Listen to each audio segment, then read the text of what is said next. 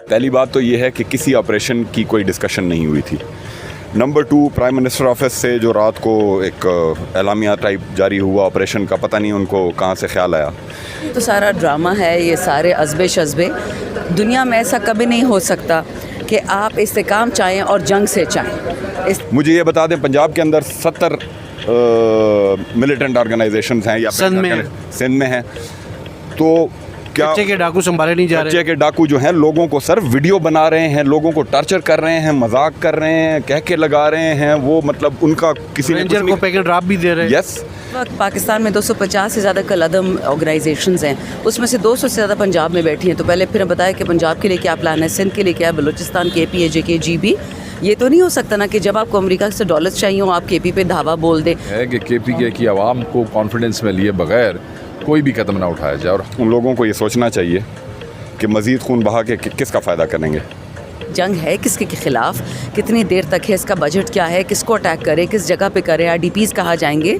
देखिए बजट का बुरा हाल है, 2 रुपये नहीं है इनके पास गरीबों के लिए, टैक्सेस पे टैक्सेस डाले तो फिर जंग के पैसे कहाँ से आएंगे इस हुकूमत के पास। वो अल्लाह करे कि कोई बहुत बड़ा डिस्प्लेसमेंट ना हो, क्योंकि लोग अफोर्ड नहीं कर सकते हैं। यह पॉलिसी बयान जारी किया है कि उस मीटिंग के दौरान ऑपरेशन का लफ्ज़ ही नहीं इस्तेमाल हुआ।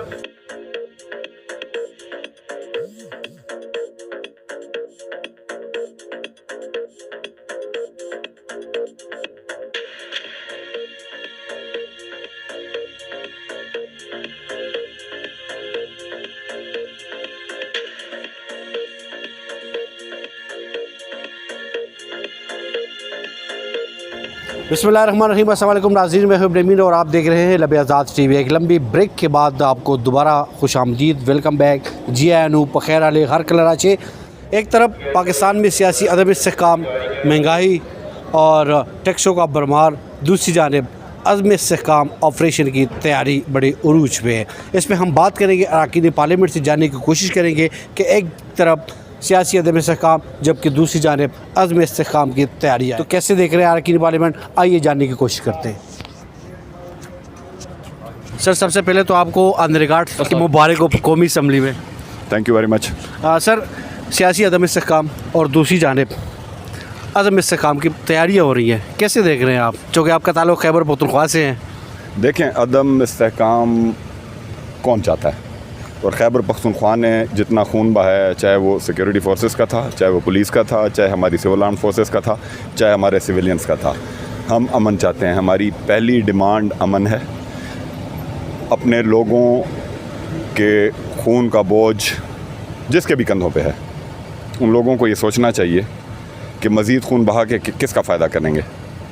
और जहाँ तक ये अज़्म इस्तेहकाम है, क्या है जो भी उसका उन्होंने नाम, हाँ, उसके ऊपर पॉलिसी खैबर पख्तूनख्वा हुकूमत की, वज़ीर आला खैबर पख्तूनख्वा की बड़ी क्लियर कट थी फ्रॉम डे 1। पहली बात तो ये है कि किसी ऑपरेशन की कोई डिस्कशन नहीं हुई थी। नंबर 2, प्राइम मिनिस्टर ऑफिस से जो रात को एक एलामिया टाइप जारी हुआ ऑपरेशन का, पता नहीं उनको कहाँ से ख्याल आया। तीसरी बात यह है कि खान साहब खैबर पख्तूनख्वा की तमाम पॉलिसीज़ के, पार्टी के ओवरऑल ज़ाहिर है जो पूरे मुल्क के अंदर है, लेकिन खैबर पख्तूनख्वा की हुकूमत के हवाले से जो भी हिदायत होती हैं, जिस भी सब्जेक्ट पे होती हैं, और ऑपरेशन तो एक बहुत ही मेजर सब्जेक्ट है, खान साहब की हिदायत के मुताबिक अमल होता है उनके ऊपर। और खान साहब का स्टैंड आज से नहीं, उनका स्टैंड कंटिन्यूसली डायलॉग की तरफ था, ऑपरेशंस के ख़िलाफ़ था। जब ड्रोन्स के ख़िलाफ़ कोई नहीं बोलता था, खान साहब अपनी जान को ख़तरे में डाल के वज़ीरिस्तान गए थे। तो हमने ये सोचना है कि जितने ऑपरेशन हमने पहले किए उनके क्या रिज़ल्ट आए, मतलब कुछ प्लस माइनस देखना होता है ना। दूसरे ये है कि आप भी कैसे है, सकाफत, रिवाज, रस्म रिवाज, तमद्दुन, सारी चीज़ें आपको बेहतर पता है, तो क्या किसी को इत्तेमाद में लिया गया? या सर एतमाद में आपको चीफ मिनिस्टर साहब ने जो है उसके ऊपर पूरी एक स्टेटमेंट जारी की है, पॉलिसी बयान जारी किया है कि उस मीटिंग के दौरान ऑपरेशन का लफ्ज़ ही नहीं इस्तेमाल हुआ। अज़्म इस्तेहकाम क्या है कि जी वहाँ पे डिस्कशन हुई कि हम अमन चाहते हैं। बिल्कुल जी, हम अमन चाहते हैं, सबसे ज़्यादा हमने सफ़र किया है, हम अमन चाहते हैं। मुझे ये बता दें, पंजाब के अंदर 70 मिलिटेंट ऑर्गेनाइजेशंस हैं या सिंध में हैं, तो क्या बच्चे के डाकू संभाले नहीं जा रहे? बच्चे के डाकू जो हैं लोगों को सर वीडियो बना रहे हैं, लोगों को टॉर्चर कर रहे हैं, मजाक कर रहे हैं, कह के लगा रहे हैं, वो मतलब उनका किसी रेंजर को पैकेट ड्राप भी दे रहे हैं। यस, तो ऐसा है कि पॉलिसी जब आप बनाते हैं, एक होती है पॉलिसी, उस पॉलिसी की इम्प्लीमेंटेशन का एक मेथडोलॉजी, उसमें कानून भी है। फिर आपने 18वीं तरमीम के बाद सूबों का भी, आखिर जब इतनी बड़ी 2/3 मेजॉरिटी के साथ एक प्रोविंस में आपकी गवर्नमेंट आई है, तो क्या आप उनको कंसल्ट नहीं करेंगे? क्या वो गवर्नमेंट ये कर सकती है कि वो साइड पे बैठ के कहे कि हाँ जी ऑपरेशन छेक दो, और आवाम से वो ना पूछे? आवाम सबसे बड़ी स्टेक होल्डर है।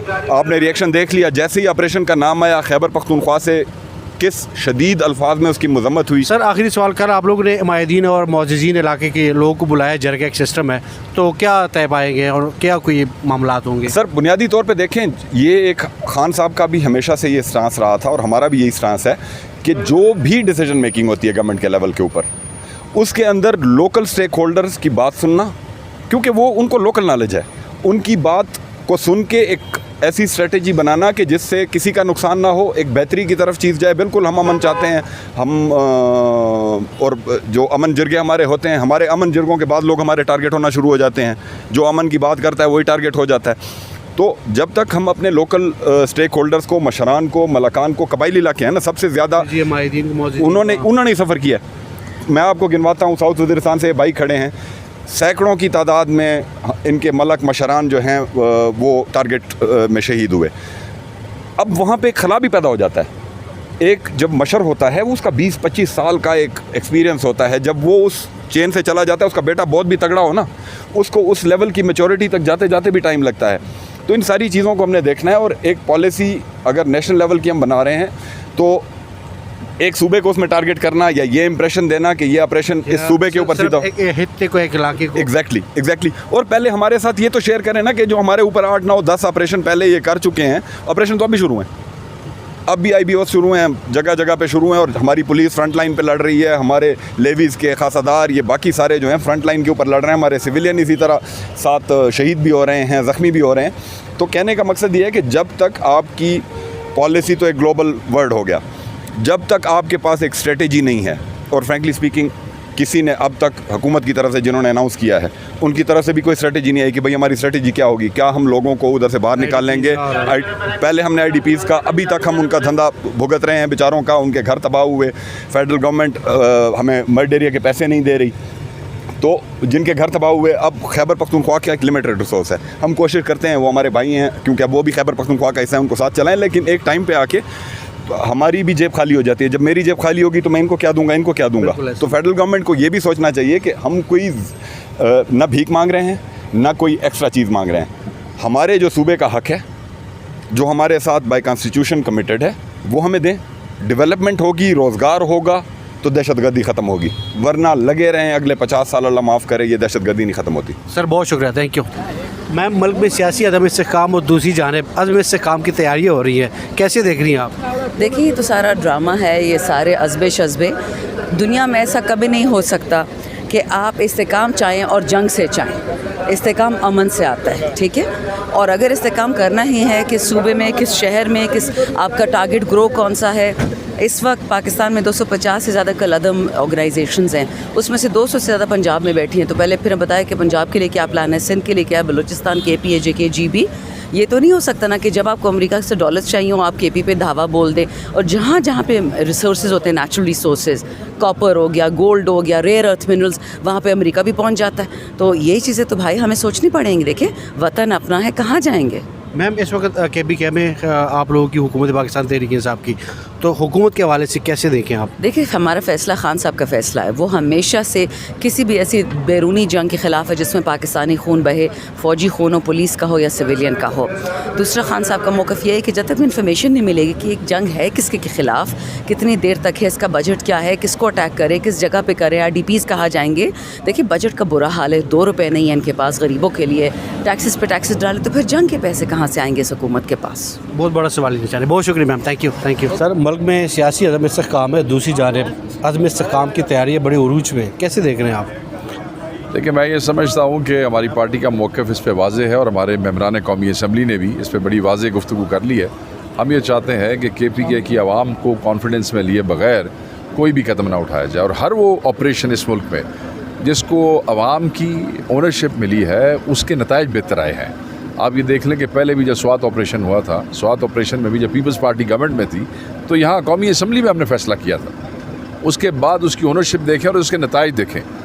फ़ौज को, इदारों को, पुलिस को, हर वो सरकारी महकमा जो ऑपरेशन में शामिल होता है, जब उसे पता होता है ना कौम पीछे खड़ी है, तो उसके नताइज बेहतर होते हैं। Sir you are season politician, कैसे मैनेज होगा IDPs को और मुंतकिल करना, सारे मामलात को लुकअप्टर करना? क्योंकि मैं ये समझता हूँ कि इतनी ज़्यादा इंटरनल डिस्प्लेसमेंट जो है वो शायद मुझे तो नहीं नज़र आ रही, क्योंकि जो डिस्प्लेसमेंट्स हैं वो पिछले 1-1.5 महीने से वैसे ही जो हालात वहाँ पे शुरू हुई है। तो अल्लाह करे कि कोई बहुत बड़ा डिस्प्लेसमेंट ना हो, क्योंकि लोग अफोर्ड नहीं कर सकते हैं। आप जिनको बचाना चाहते हैं इस दहशतगर्दी से, जो भूखनाल मर जाए तो फ़ायदा फिर। तो बेसिकली तो लोगों की वेलबींग है जिसको हमने प्रोटेक्ट करना है। सो मैं ये समझता हूँ कि हम दहशतगर्दों को ख़त्म करने के ख़िलाफ़ नहीं है। हम तो वो लोग हैं जिन्होंने कुर्बानियाँ दी हैं दहशतगर्दों को ख़त्म करने। हम सिर्फ ये चाहते हैं कि इसको बेहतर तरीके से आवाम को कॉन्फिडेंस मिले, कि स्टेक होल्डर्स को कॉन्फिडेंस मिले, कि पार्लियामेंट में उसकी ओनरशिप हो, और उसके बाद क्यों नहीं, वाई नॉट। बहुत शुक्रिया सर, थैंक यू।